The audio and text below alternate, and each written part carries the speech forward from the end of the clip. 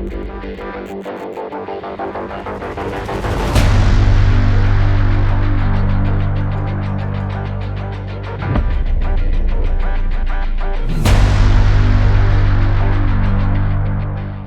International airport Karachi पर उमरा ज़ायरीन के जरिए करोड़ों रुपए मालियत के आईफोन स्मगल करने की कोशिश नाकाम बना दी गई। पाकिस्तान कस्टम्स ने उमरा ज़ायरीन के जरिए आईफोन स्मगल होने की इत्तला पर जिन्ना टर्मिनल कराची पर कार्रवाई की, जिसके दौरान अमारात एयर की परवाज से आने वाले एक मशकूक उमरा ग्रुप के अफराद से 51 कीमती आईफोन बरामद कर लिए गए।